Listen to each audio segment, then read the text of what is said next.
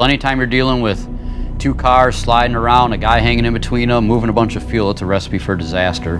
BMW presented us with a great opportunity and a heck of a challenge, and that was, how can we set a world record for the longest distance drift in 8 hours? When I saw that my old record got beaten, that was cool. I thought it was excellent because that just gave me another opportunity to go out and do it again.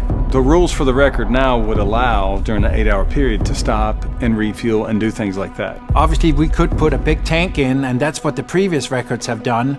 That's kind of boring. Who wants to watch that, right? So you scratch your head a little bit and think, how can we do that? Well, you think about military aircraft, how do they refuel? It takes 2 planes, so we need 2 BMWs. So the solution we came up with is car-to-car refueling while we're still in the drift. The challenge was the whole dry brake connection to connect the cars in the drift. So we utilize components from commercial as well as aircraft industries, and we machined a lot of really custom fittings. Had to get the trunk area cleared out, got the back seat out to mount a custom fuel cell in the trunk area. Once we're plugged in, it's time to flip the switch to transfer the fuel Into the fill neck, into the stock fuel tank, so he can transfer fuel during the drift while he's driving. During the record attempt, we'll be standing by in the refueling car waiting for the signal. Once we get that signal, we'll drift up beside it. Basically within about 2 feet of each other, and then we'll transfer about 15 to 18 gallons of fuel in 50 seconds, and then the cars can drift apart and the record car can continue on. Spare breakaway ready to go. In case we need it, hopefully we don't.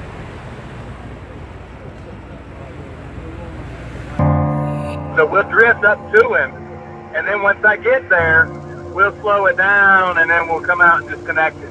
And I'm pretty far back. I'm trying to catch up to you. I'm going to catch up to you here. You just keep doing your thing. All right, yeah. Got a little comfort in here. All right, yep. Let's back out. I gotta leave the pad. Yeah, I'm out.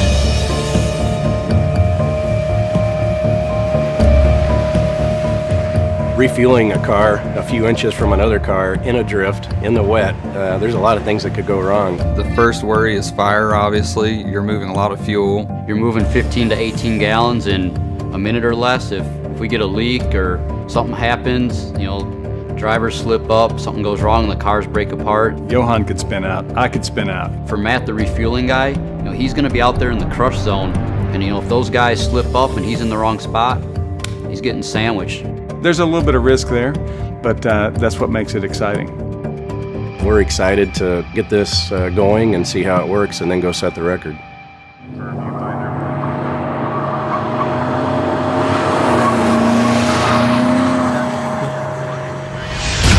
We have commenced drifting. We're just getting through these first times, burning down fuel, getting to the point where he can transfer the fuel out of the reserve tank he's got, and after about 3.5 hours, it'll be time for me to go join him to fuel him up again. Very low. Okay, good. Run that transfer pump then. Copy. 30 minutes away from refuel. That part, just you sense anything, you feel like the angles are starting to just unplug it.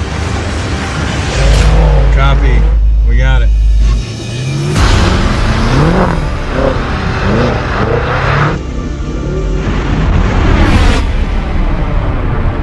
Alright, Johan, I'm about a car length back. Keep that pace, keep that. That's perfect. Keep that. Pumps on. We're good. Keep it moving, guys. Just like that, Johan. Just off the brake a little. Oop, oop, oop, oop, oop. Keep it. It's getting a little hot there, I think. Pumps off, we're out. Go, baby, go. Holy shit. Go, you're a bad man, Johan.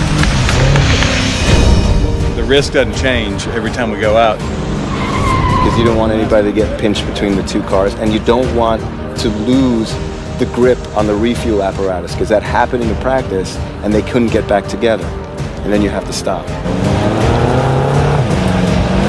Right in there. Oop. Bail out. They don't know exactly how much they're going to get each time. One time we got almost 12 gallons. The second time we got just under 8 gallons. I haven't seen how much we got on this last transfer. We did manage to bump them just a little bit. A little nervous on that, but it worked out, so we can do it again.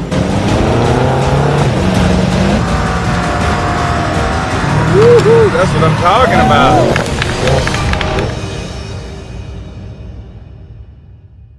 I don't know exactly how I'm going to react to being in the car for 8 hours trying to maintain a drift, but I certainly like the personal challenge of it. There's no rules that say they can't stop. They're choosing not to for the full 8 hours. I can tell you that Johan has already broken the existing record. He's looking to shatter it though. So he says he's feeling good. His neck is starting to get a little sore and his feet are starting to fall asleep, but all in all, he's doing very well. We're out. Let's go, Johan. Let's go.